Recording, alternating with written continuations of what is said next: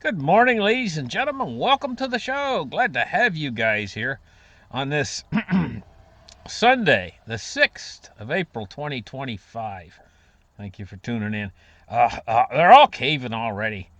It says Vietnam, Taiwan, they both capitulate, and they're offering to remove all U.S. tariffs, and they're wanting to boost investment. So, this reciprocal tariff, what'll happen is are all these other countries like Canada, Mexico, every one of them, will they follow in suit with this?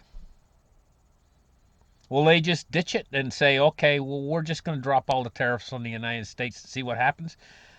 Well, they'll find out what happened. What is going to happen? Let's just read here a little bit. It says Vietnam and Taiwan are already capitulating. It says last week we explained that this particular trade war was all about the deal that Trump announced as he pulls the country in the market from the trade war abyss. It says that was quick. Thailand is to negotiate with the United States on the 30%, 36% imposed tariff.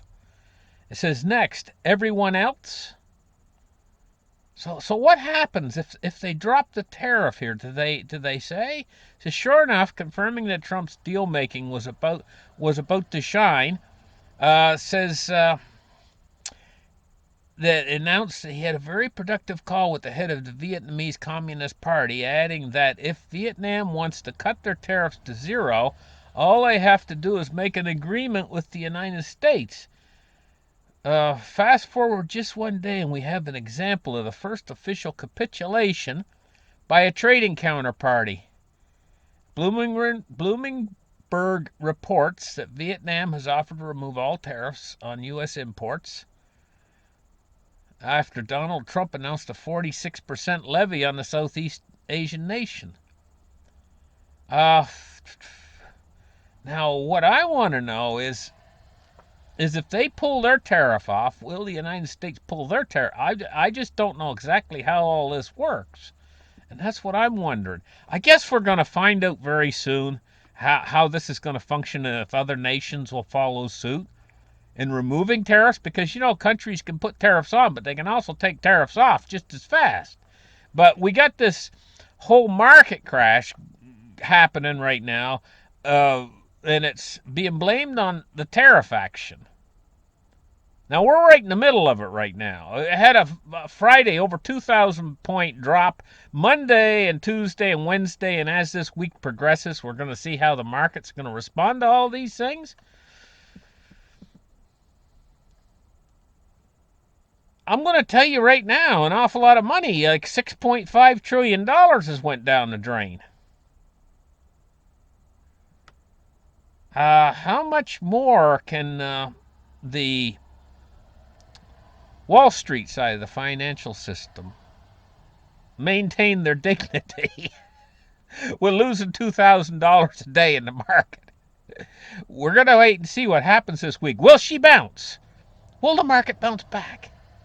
Guys, I'll tell you, I'm on tenterhooks waiting for tonight. I might get my first signals when the PM markets open up later. I mean, in what is it, another 4 hours or something.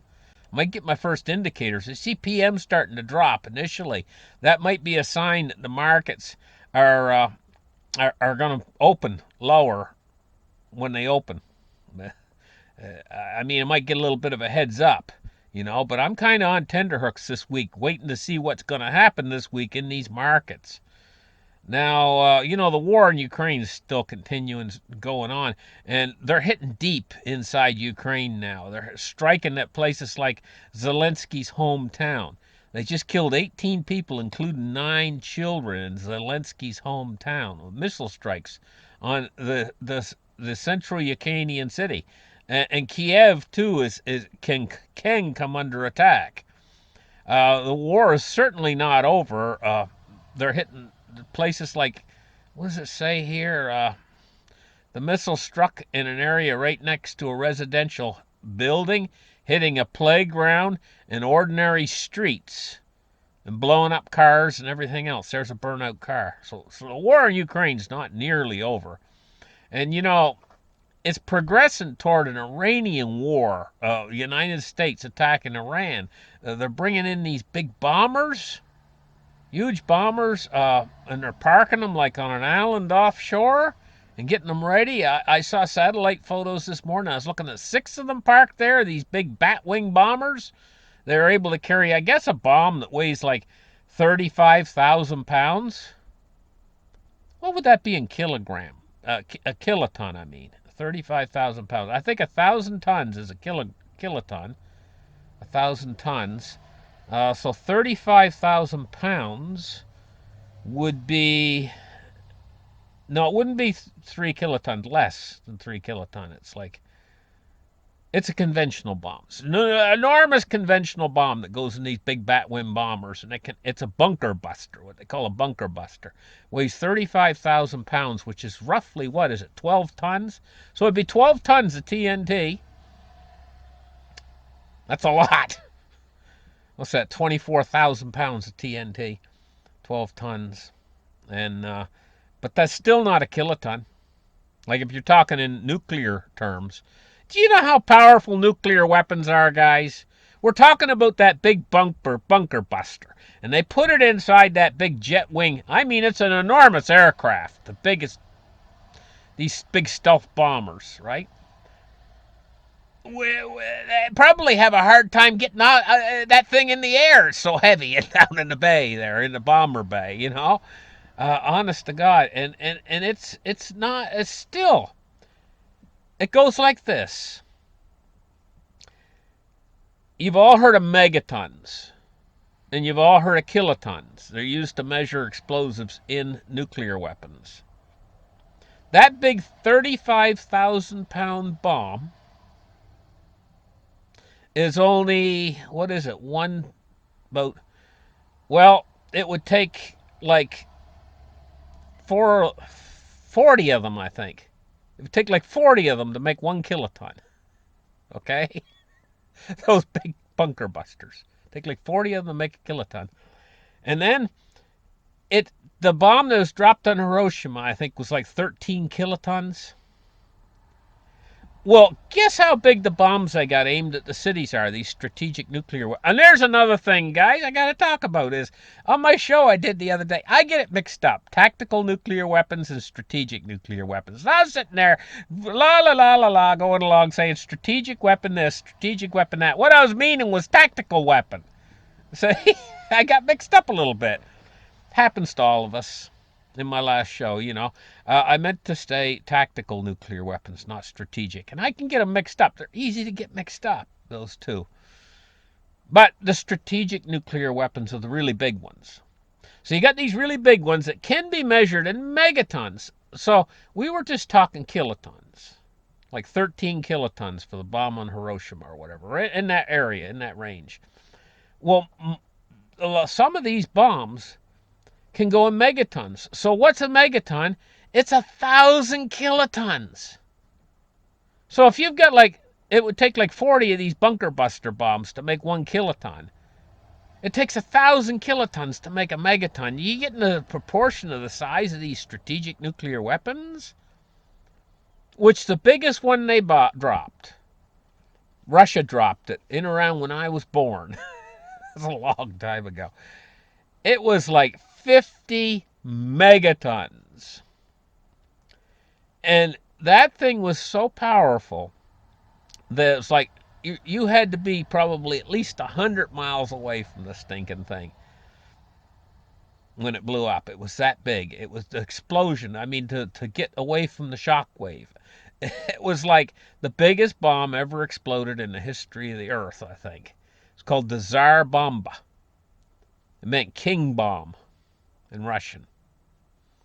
I'll tell you how bad it was. The airplane that was flying to drop the thing, they didn't know if they were going to get enough distance between them and the bomb. Seriously. to survive, the pilots. And they dropped that thing, and the plane kind of went up a little bit because of the light. It lightened up the plane a little bit, right? And they pushed the pilot. She pushed the throttle down as fast as he could go, and he's like, "Get me out of here! Get me out of here! Get me!" And then when they got they had minutes went by while the thing was dropping. They had a long time to get away, and planes are fast, and they were just screaming away from that thing.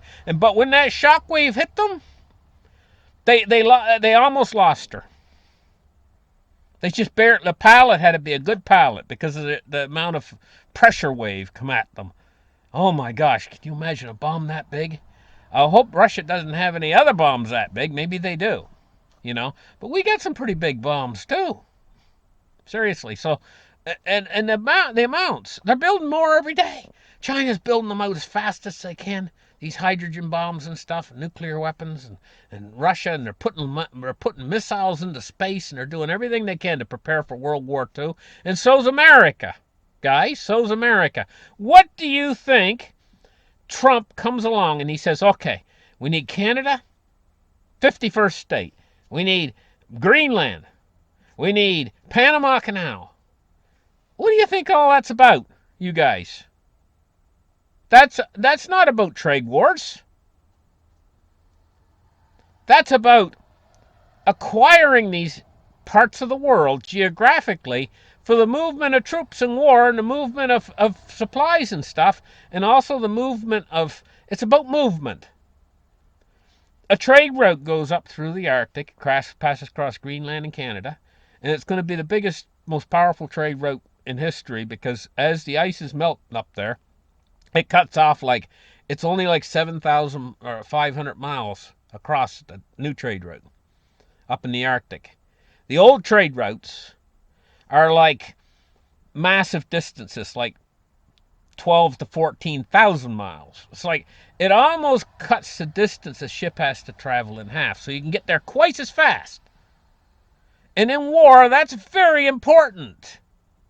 It's important for national security reasons.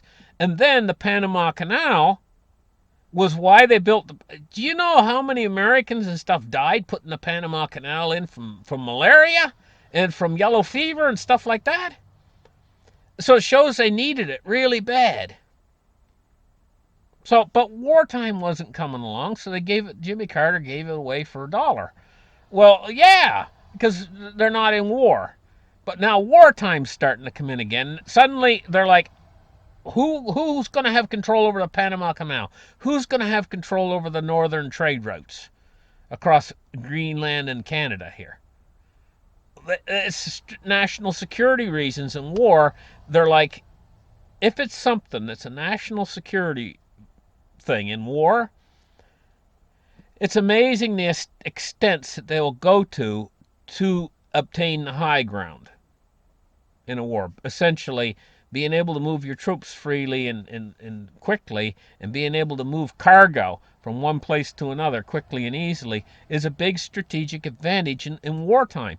They're setting up for World War III. That's what's going on right now. I'm sad to say it, and I don't even like saying it, but it's true. That's what's really going on. That's what's really behind all this stuff. 20 million, 2 million people. Look, guys, just last week, I was talking about 35 people getting killed by tornadoes and stuff, These are big numbers. Now, 22 million people at risk for severe weather, and there's at least 16 dead. What in the heck's going on with this? This didn't used to happen like this. This used to be like a 1 in a 5-year event. You'd have a bunch of tornadoes go through and kill 9 or 10 people. This is the way it used to be. And then 4 or 5 years would go by and you wouldn't have nothing, and then another bunch of tornadoes would kill 4 or 5 people. Now it's more like 16 and 30 dead, and it's only I have to wait a month, and it hits again. It's tearing more lives away and destroying more homes, and more people are being left in the dark, and 22 million people at risk right now. Look at that woman standing in her living room with floodwaters up to her knees. She's probably not even in a flood zone. These storms, they can dump 6 inches of rain in an hour, for crying out loud. If you got a twister. Holy moly, this world is just kind of. You ever notice? Seems like it all started in around 2020. When we went from 2019 to 2020, all hell broke loose. We have not had a new normal. In fact, the situation has been slowly deteriorating toward absolute calamity. And it's coming at us from every different angle. It's like we're going through an area in space or something. Uh, if you get space, and you had a spot up ahead and they called it the calamity zone. Don't go through there, guys. Don't take your planet through there. If you take your planet through there, it's doom. See the big sign that says mark danger? Don't go into this zone? Well, we're here on Earth and we're like blah, blah, blah, blah, blah, blah, blah, not paying any attention. We just kind of drifting right on through that area. And now we're in the middle of it. What are we going to do? Oh, my God. So, we got angry protesters in the United States down there. Universities and stuff, and they're protesting. Honest to gosh. How did this get to be Kitco News? I didn't have this article on here. It says U.S. Academics are looking to Canada amid Trump's crackdown on universities. No, that's not the story I had. It was a little bit different one. Somehow this internet's changed my story. Well, we just move on. We got other stuff we can talk about. Iran's top diplomats are saying that the direct nuclear talks with the United States are meaningless. Well, you know what the United States position is if you don't talk with us and you don't make a deal in the next 2 months. Oh, by the way, I hear ticking. Where's that ticking coming from? Tick, tick, tick, tick, tick. The clock's kicking. They said they got 2 months. Iran's got 2 months. The clock's been ticking. So are they going to wait out the timer? Because I'm going to tell you what, the bombers are out there and they're going to be all refueled and all ready and have their bombs loaded on them in another couple months if something isn't done about this. It says Iran's top diplomat says direct nuclear talks with the United States meaningless. Iran's foreign minister Abbas Araghchi. How do you pronounce Aragchi? So do you break it down into syllables? Arag and then Aragchi? I think I may have got it. That might be it. Aragchi. Abbas Aragchi said, "We remain committed to diplomacy and are ready to try the path of indirect negotiations." What in the hell is indirect negotiations? Is that talking over the phone? Says direct talks with the U.S. would be meaningless. Iran Foreign Minister Abbas Araghchi said on Sunday. He made his remarks in response to statements by President Donald Trump, who expressed his preference for this formula in any potential dialogue with Iran. It says direct negotiations with a party that constantly threatens the use of force and violations of the United Nations Charter and adopts contradictory positions are meaningless, he said. Quoted as saying. Well, they better get into some sort of negotiations here. But I've been thinking about this. America's been bombing the hell out of the Houthis there for the last, I don't know, a long time now. And I heard this morning they're going to have spent more than $1 billion. And the Houthis are taking out drones, United States drones. Now, these are not little drones. These are these big drones that cost hundreds of thousands of dollars each. Houthis are taking them out. I think they've taken out 2 or something. These drones, these really expensive big drones that are as big as they're as big as a regular aircraft. They're so big you could probably fit 5 or 6 guys in there and the thing would still fly. You know what I mean? They're a great big drone. And the Houthis are taking them out. That's costing money. Every time they fire a missile at the Houthis, it's costing money. They've been pounding the Houthis now, and the Houthis just seem to be absorbing it. It's kind of like pounding on a piece of rubber. It bounces around and stuff, but it's still, it doesn't do much to it. So Iran It seems to me that their armies and everything are rooted into hillsides 1,000 feet deep into bunkers and underneath, and they're all across the country, spread here and there with all these different nuclear sites and stuff. So my question is the pounding of them with bombers going to be any more effective than it has been on the Houthis? And how much is it going to cost? If they've already spent $1 billion pounding the Houthis, how many billions is it going to cost to pound Iran? And then you got to think about the Strait of Hormuz in all of this. Because, by gosh, Iran will cut that off. Do not underestimate that they'll cut that off. And if they cut that off, we're going to see oil shoot over $100 and shortages.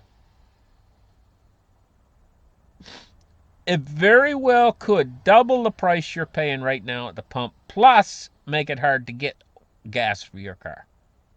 This is why I told you to put to. I didn't say directly put gas away for yourself. I said read. I was hinting at it. I said hit. And I had this thing I held up that shows how to store gas safely. Well, you can look on my last show, and I still got it posted there, and you can just click the link on my last show that shows how to store gas safely. And by gosh, guys, if you haven't read the manual and stuff, there's a lot to storing gas. To store it safely. And that's very important if you guys plan on storing gas. I'd recommend you actually read that because it's a big help. So some of you guys say, well, I've been storing gas all my life. I'm on my lawnmower and I got gas in my shed. Well, it's a little bit different when you're storing larger amounts. Gas goes bad. You got to put some sort of an additive in it and stuff. Just read up on it. You'll find out what you need to do. Anyway, so this looks like war's coming here to this. This is what it looks like to me. It looks like it probably in a month or two we're probably going to be embroiled in this thing, and you're going to be finding problems with possibly getting gasoline. Really. And price.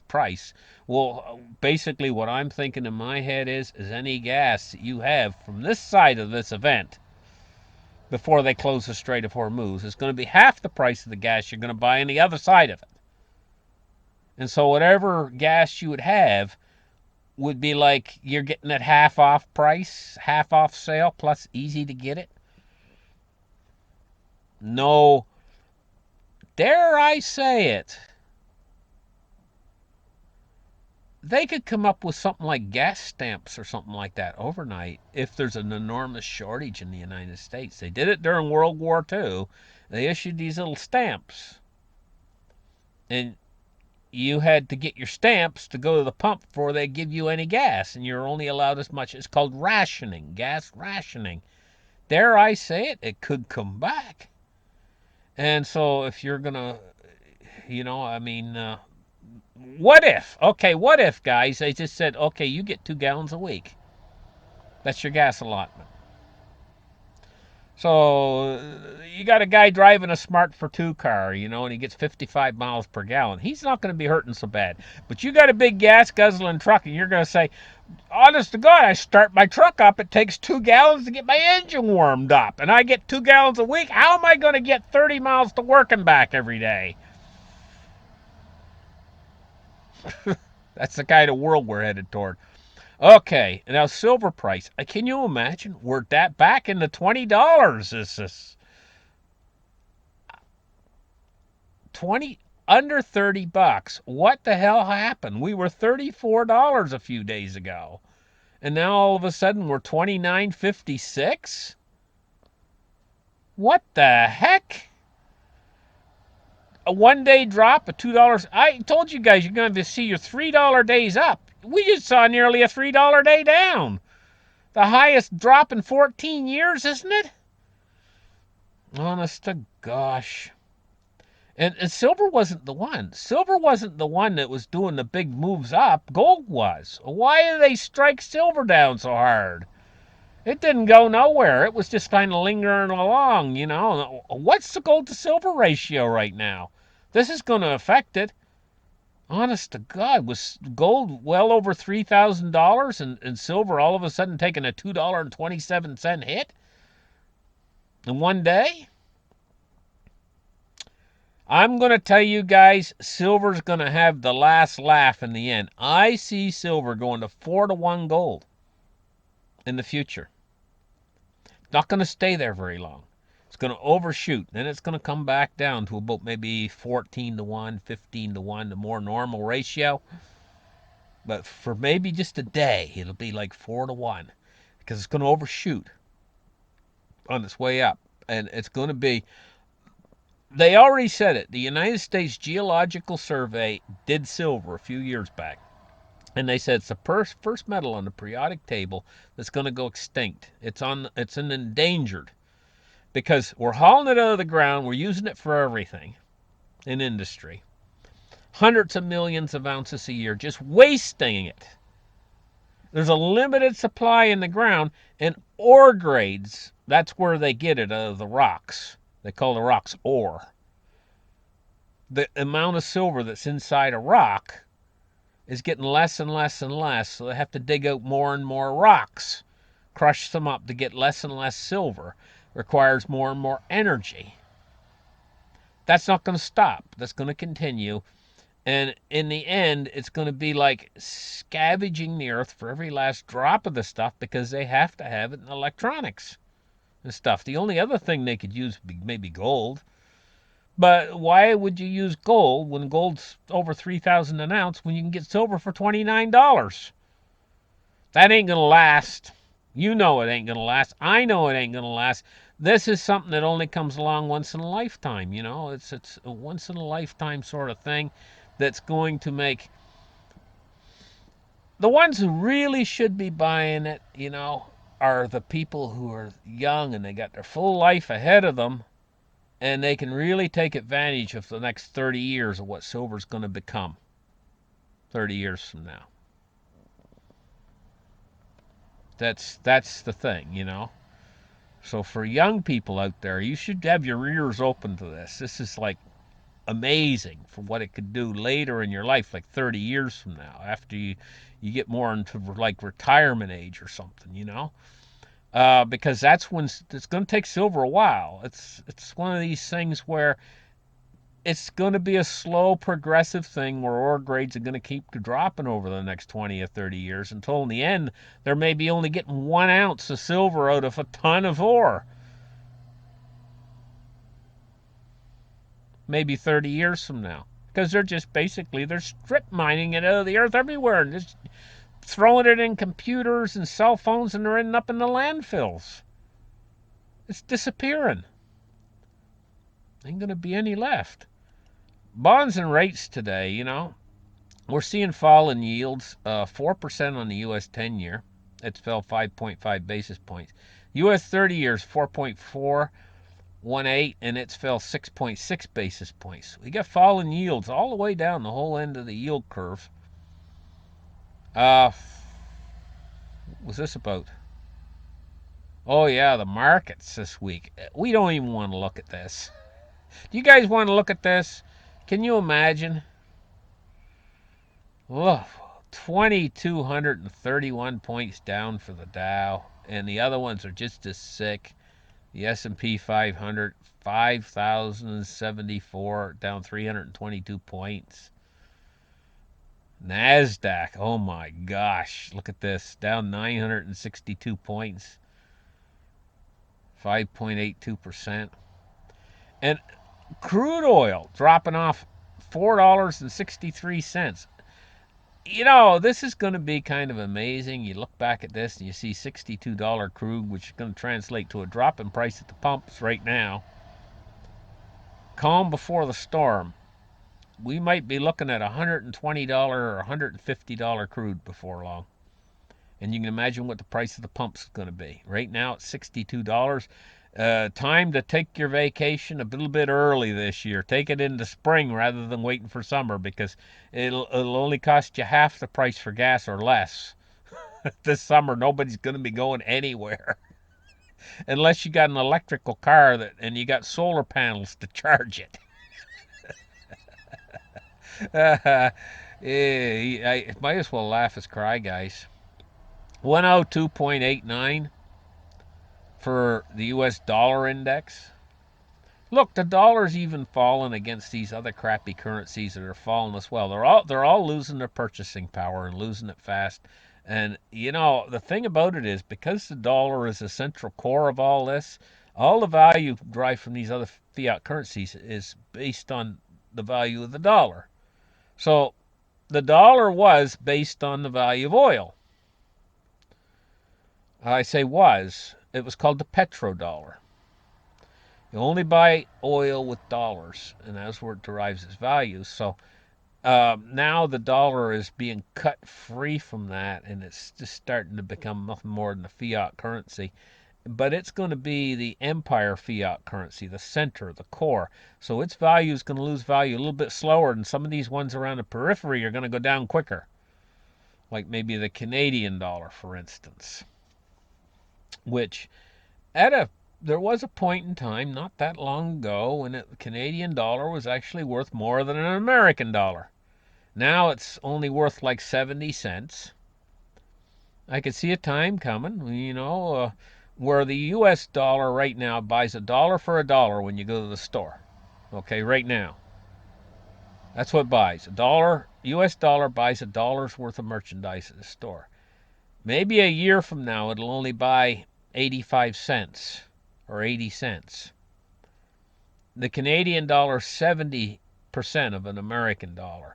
Maybe a year from now, the Canadian dollar will only be 50 cents of the American dollar. Because that's the direction things are going in. And the American dollar will only purchase 80 cents. And then the Canadian dollar will only purchase 40 cents then at that time. Because it'll be moved down to half. And to think, a few years ago, Canada was so strong. Under Chrétien, Canada was so strong that the dollar was worth actually, I think, like $1 or $2 American. There you go. Okay, listen, guys, have a great rest of the weekend, what's left of it. Have a great early week. Really appreciate you guys out there watching my show, my fans of my show. Thank you very much. And we'll catch you very soon again. Bye-bye.